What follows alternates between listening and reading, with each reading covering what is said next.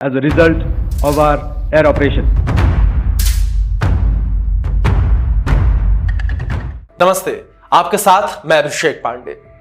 आज बात भारत की उस साहसिक कार्रवाई की जिसने पाकिस्तान और उसके कब्जे वाले कश्मीर में आतंकी नेटवर्क की कमर तोड़ दी।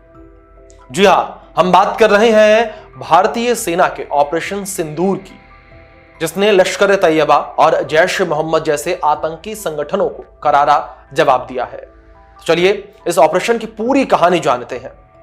6 से 7 मई 2025 की रात भारतीय सेना, वायुसेना और नौसेना ने मिलकर एक ऐसी सर्जिकल स्ट्राइक को अंजाम दिया जिसने आतंकियों के होश उड़ा दिए। इस ऑपरेशन में भारत ने पाकिस्तान और पीओके में 9 आतंकी ठिकानों को निशाना बनाया और कई बड़े आतंकियों को ढेर कर दिया। साथ ही साथ सेना ने एक डॉक्यूमेंट जारी किया है जिसमें मारे गए टॉप आतंकियों की पूरी जानकारी दी गई है। आइए इन ठिकानों और आतंकियों के बारे में विस्तार से इस वीडियो में जानते हैं। पहला निशाना था मुरीद के टेरर कैंप, जो कि लश्कर तैयबा का हेडक्वार्टर और पाकिस्तान के पंजाब में स्थित है। यहां 2 बड़े आतंकी मारे गए। पहला खालिद उर्फ अबू अकाशा, ये वो शख्स था जो पेशावर में रहकर अफगानिस्तान से पाकिस्तान में हथियार और बारूद की तस्करी को करता था। जम्मू कश्मीर में आतंकी गतिविधियों को अंजाम देने के बाद ये वापस भाग आया था। हाल ही में ये मुरीदके में LET की सेंट्रल कमेटी का हिस्सा बना था और याह्या मुजाहिद, कारी याकूब शेख जैसे टॉप लेट नेताओं के साथ काम कर रहा था। तो दूसरा आतंकी था मुदस्सिर खनिया खास उर्फ अबू जुंदाल। ये मुरीद के टेरर कैंप का प्रभारी था। पहले ये हाफिज अब्दुल रऊफ की सिक्योरिटी का काम करता था और लश्कर के डिप्टी चीफ सैफुल्लाह खालिद कसूरी का करीबी था। हाफिज मोहम्मद सईद के दामाद हाफिज खालिद वालिद के साथ भी इसकी साठ गांठ थी।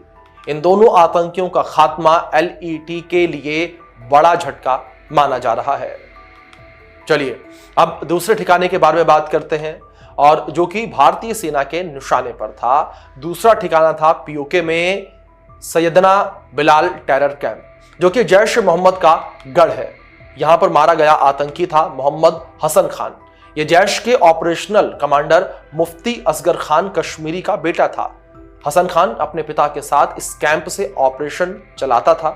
2019 के पुलवामा हमले में शामिल आतंकी आशिक नेग्रू के साथ इसने मिलकर कई साजिशें रची थी।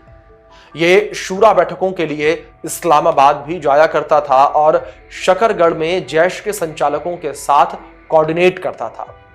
इस स्ट्राइक ने जैश की ऑपरेशनल आतंक को गहरा नुकसान पहुंचाया। और अब बात करते हैं भारतीय सेना के तीसरे निशाने को लेकर। तो तीसरा निशाना था बहावलपुर टेरर कैंप, जो कि जैश मोहम्मद का हेडक्वार्टर है, और यहां पर मारा गया आतंकी था हाफिज मोहम्मद जमील उर्फ हाफिज जमील अहमद। यह जैश हेड मौलाना मसूद अजहर का रिश्तेदार और करीबी सलाहकार था। बहावलपुर में जैश के सभी आतंकी ऑपरेशनों की निगरानी यही करता था। ये पीओके में युवाओं को जिहाद के लिए भड़काने और फंड इकट्ठा करने का काम भी करता था, और इस आतंकी का खात्मा जैश के लिए किसी बड़ी नुकसान से कम नहीं है। ऑपरेशन सिंदूर भारत की उस इच्छा शक्ति का प्रतीक है जो आतंकवाद को जड़ से उखाड़ फेंकने के लिए प्रतिबद्ध है। इस ऑपरेशन ने पाकिस्तान समर्थित आतंकी ढांचे को कमजोर किया और दुनिया को दिखा दिया कि भारत सीमा पार बैठे आतंकियों को बख्शने के मूड में नहीं है। भारतीय सेना, वायुसेना और नौसेना ने इस संयुक्त प्रयास ने आतंकी संगठनों को जान माल का भारी नुकसान पहुंचाया। आपको क्या लगता है कि इस ऑपरेशन से भारत की सुरक्षा कितनी मजबूत हुई है? अपनी राय आप हमें कमेंट बॉक्स में जरूर बताएं।